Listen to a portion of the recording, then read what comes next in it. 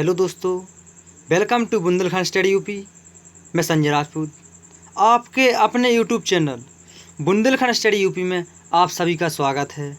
दोस्तों, आज है 6 जुलाई और 6 जुलाई से जितने भी करंट अफेयर्स के क्वेश्चन बनते हैं दोस्तों, सारे आज इस टॉपिक में कवर करेंगे। और दोस्तों, क्वेश्चन से संबंधित हर एक फैक्ट बताऊंगा, तो दोस्तों वीडियो को अंत तक देखें। और दोस्तों, वीडियो के अंत में आपसे एक क्वेश्चन पूछा जाएगा, उसका आंसर आप कमेंट बॉक्स में दें। और दोस्तों, वीडियो के अंत में कुछ सामान्य ज्ञान की बात करेंगे। तो दोस्तों, चलते हैं आज के टॉपिक के फर्स्ट क्वेश्चन के पास। तो दोस्तों, आज के टॉपिक का फर्स्ट क्वेश्चन है, हाल ही में किस देश ने खोजा कि शुगर में G4 नामक वायरस पाया जाता है। दोस्तों, हाल ही में किस देश ने खोजा कि शुगर में G4 नामक वायरस पाया जाता है? तो रसिया, चाइना, अमेरिका, इनमें से कोई नहीं। तो दोस्तों, इसका आंसर है ऑप्शन नंबर बी, चाइना ने खोजा कि शुगर में G4 नामक वायरस पाया जाता है। तो दोस्तों, चाइना की बात आई है तो दोस्तों, चीन की राजधानी बीजिंग, करेंसी रेनबिनबी और दोस्तों प्रेसिडेंट शी जिनपिंग हैं। और दोस्तों, चीन में ही एशियन यूथ गेम्स 2021 चीन में ही आयोजित किए जाएंगे। कौन दोस्तों? एशियन यूथ गेम्स 2021 चीन में ही आयोजित किए जाएंगे। और दोस्तों, अभी हाल ही में चीन ने नई डिजिटल करेंसी DCEP लॉन्च की थी, जिसका पूरा नाम है digital currency electronic payment launch की थी। तो दोस्तों, इस क्वेश्चन से इतने फैक्ट बनते हैं। चलते हैं अगले क्वेश्चन की ओर। अगला क्वेश्चन है, हाल ही में जीन कास्टेक्स किस देश के नए प्रधानमंत्री बनाए गए? दोस्तों, हाल ही में जीन कास्टेक्स किस देश के नए प्रधानमंत्री बनाए गए? इटली, जर्मनी, फ्रांस, इनमें से कोई नहीं। तो इसका आंसर है ऑप्शन नंबर सी, फ्रांस के नए प्रधानमंत्री जीन कास्टेक्स बनाए गए हैं। दोस्तों, फ्रांस की राजधानी पेरिस है और पेरिस से एक क्वेश्चन बनता है, पेरिस किस नदी के किनारे है? तो दोस्तों, पेरिस सी नदी के किनारे है और यूनेस्को का मुख्यालय पेरिस में है। और दोस्तों, फ्रांस की करेंसी यूरो है। फ्रांस के राष्ट्रपति इमैनुअल मैक्रोन है और दोस्तों प्रधानमंत्री जो कि जीन कास्टेक्स हैं। तो दोस्तों, इस क्वेश्चन से इतने फैक्ट बनते हैं। चलते हैं अगले क्वेश्चन की ओर। अगला क्वेश्चन है क्वेश्चन नंबर 3, हाल ही में भारतीय वंश के 2 व्यक्ति जिन्हें अमेरिकन फाउंडेशन द्वारा 2020 ग्रेट इमिग्रेट्स पुरस्कार से सम्मानित किया गया है। दोस्तों, हाल ही में भारतीय वंश के 2 व्यक्ति जिन्हें अमेरिकन फाउंडेशन द्वारा 2020 ग्रेट इमिग्रेट पुरस्कार से सम्मानित किया गया है। राज शेट्टी को, डॉक्टर सिद्धार्थ मुखर्जी को, ए और बी दोनों, इनमें से कोई नहीं। तो इसका आंसर है ऑप्शन नंबर सी, ए और बी दोनों। दोस्तों, राज शेट्टी और डॉक्टर सिद्धार्थ मुखर्जी को अमेरिकन फाउंडेशन द्वारा 2020 में ग्रेट इमिग्रेट पुरस्कार से सम्मानित किया गया है। तो इसका आंसर है ऑप्शन नंबर सी। चलते हैं अगले क्वेश्चन की ओर। अगला क्वेश्चन है महत्वपूर्ण प्रश्न है दोस्तों, हाल ही में किस राज्य सरकार ने ई ग्रंथालय का उद्घाटन किया है? दोस्तों, किस सरकार ने ई ग्रंथालय का उद्घाटन किया है? हिमाचल प्रदेश ने, उत्तराखंड ने, उत्तर प्रदेश में, इनमें से कोई नहीं। तो इसका आंसर है ऑप्शन नंबर बी, उत्तराखंड ने। दोस्तों, उत्तराखंड की सरकार ने ई ग्रंथालय का उद्घाटन किया है। और दोस्तों, उत्तराखंड की बात आई है तो उत्तराखंड की राजधानी देहरादून, उत्तराखंड के चीफ मिनिस्टर का नाम त्रिवेंद्र सिंह रावत, गवर्नर बेबी रानी मौर्य हैं। और दोस्तों, उत्तराखंड से एक क्वेश्चन बनता है कि फूलों की घाटी कहाँ पर है? तो दोस्तों, फूलों की घाटी उत्तराखंड में है। और दोस्तों, फूलों की घाटी के सुनते ही नाम माइंड में एक और क्वेश्चन क्लिक करना चाहिए कि शांत घाटी कहाँ पर है? तो शांत घाटी केरल में है। और दोस्तों, उत्तराखंड में जिम कॉर्बेट नेशनल पार्क है। कौन सा दोस्तों? उत्तराखंड में स्थित जिम कॉर्बेट नेशनल पार्क है, जिसका पूर्ण नाम हेली नेशनल पार्क था। और दोस्तों, जिम कॉर्बेट नेशनल पार्क से एक क्वेश्चन बनता है कि जिम कॉर्बेट नेशनल पार्क से के बीचों बीच से कौन सी नदी निकलती है? तो रामगंगा नदी निकलती है। कौन सी दोस्तों? रामगंगा नदी निकलती है। और रामगंगा नदी जो कि गंगा नदी की सहायक नदी है, रामगंगा नदी उत्तराखंड यूपी में बहती है। तो दोस्तों, इस क्वेश्चन से इतने फैक्ट बनते हैं। तो दोस्तों, चलते हैं अगले क्वेश्चन की ओर। अगला क्वेश्चन है क्वेश्चन नंबर 5, हाल ही में भारत के किस खिलाड़ी को मोस्ट वैल्यूएबल प्लेयर से चुना गया है। दोस्तों हाल ही में भारतीय किस खिलाड़ी को मोस्ट वैल्यूएबल प्लेयर किसे चुना गया है? विराट कोहली को, रविंद्र जडेजा को, रोहित शर्मा को, इनमें से कोई नहीं। तो इसका आंसर है option number B, Ravindra Jadeja को मोस्ट वैल्यूएबल प्लेयर चुना गया है। तो इसका आंसर है ऑप्शन नंबर बी। चलते हैं अगले क्वेश्चन की ओर। क्वेश्चन नंबर 6 है, हाल ही में गुडनी जोहानसन को किस देश का राष्ट्रपति बनाया गया? दोस्तों हाल ही में गुडनी जोहानसन को किस देश का राष्ट्रपति बनाया गया?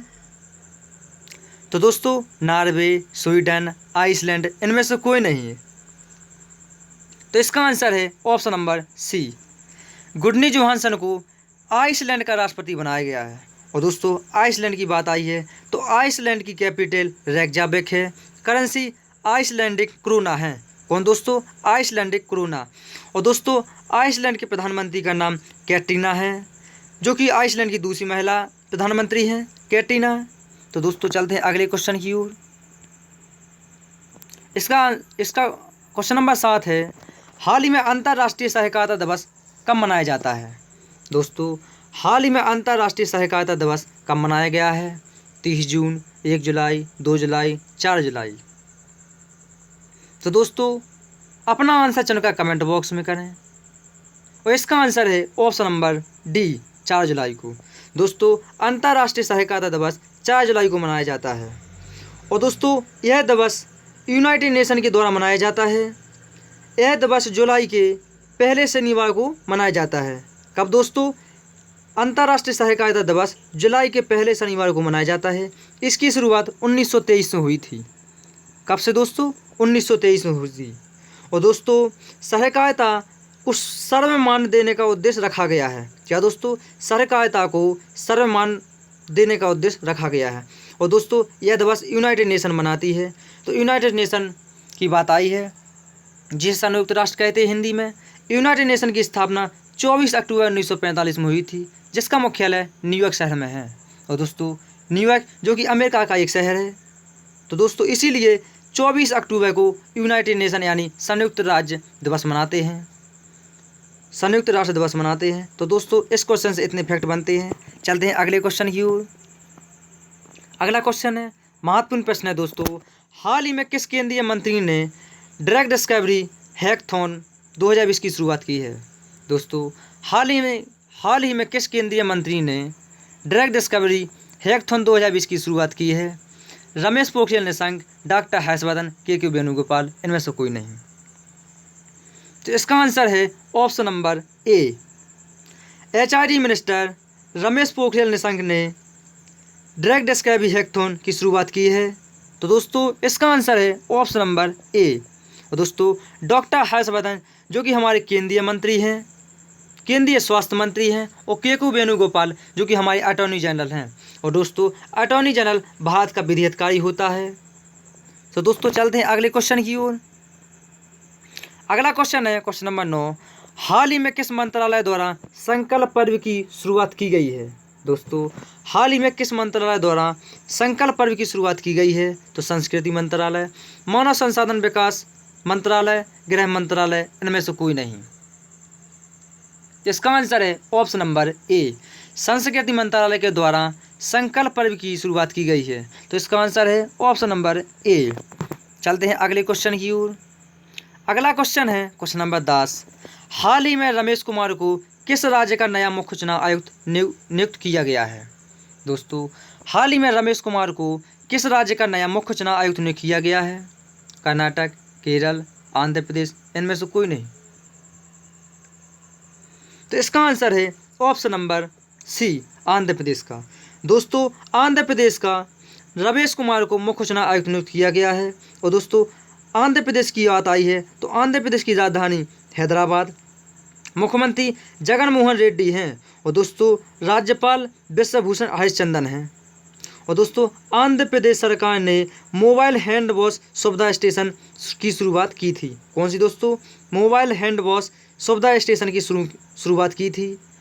तो दोस्तों और आंध्र प्रदेश भाषा के आधार पर गठित होने वाला देश का पहला राज्य है। दोस्तों महत्वपूर्ण प्रश्न है, भाषा के आधार पर गठित होने वाला देश का पहला राज्य आंध्र प्रदेश है। और दोस्तों आंध्र प्रदेश इसका आंसर है ऑप्शन नंबर ए। चलते हैं दोस्तों अगले क्वेश्चन की ओर। अगला क्वेश्चन है क्वेश्चन नंबर 11। हाल ही में किस राज्य सरकार ने कोरोना वायरस के लिए दोस्तों हाल ही में किस राज्य सरकार ने कोरोना वायरस के इलाज के लिए अपने 4 अस्पतालों में प्लाज्मा थेरेपी शुरू की है? दोस्तों किस राज्य सरकार ने कोरोना वायरस के इलाज के लिए 4 अस्पतालों में अपना प्लाज्मा थेरेपी शुरू की है? तो मध्य प्रदेश सरकार ने, छत्तीसगढ़ सरकार ने, उड़ीसा सरकार ने, इनमें से कोई नहीं।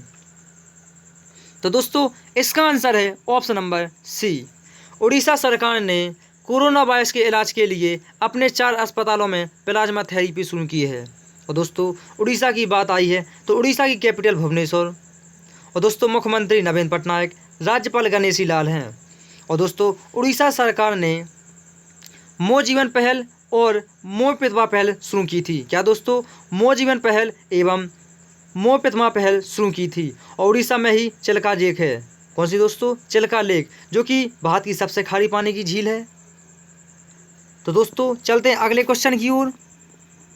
अगला क्वेश्चन है क्वेश्चन नंबर 12। हाल ही में राजस्थान के नए मुख्य सचिव किसे बनाया गया? दोस्तों हाल ही में राजस्थान के नए मुख्य सचिव किसे बनाया गया है? तो दोस्तों BD गुप्ता, राजीव स्वरूप, अनिल पांडे, इनमें से कोई नहीं। तो दोस्तों राजस्थान के नए मुख्य सचिव राजीव स्वरूप को बनाया गया है। इन्होंने BD गुप्ता की जगह ली है। किसकी दोस्तों? BD गुप्ता की। तो दोस्तों चलते हैं अगले क्वेश्चन की ओर। अगला क्वेश्चन है दोस्तों कल का अंक उत्तर है। दोस्तों कल का उत्तर है हाल ही में नाडा ऐप किसने लॉन्च किया था? दोस्तों हाल ही में नाडा ऐप किसने लॉन्च किया था? तो हमारे खेल मंत्री किरण रिजिजू ने नाडा ऐप लॉन्च किया था। और दोस्तों नाडा की फुल फॉर्म है एंटी डोपिंग एजेंसी, जिसकी स्थापना 24 नवंबर 2005 में की गई थी, जिसका मुख्यालय नई दिल्ली में है। और दोस्तों एक है बाडा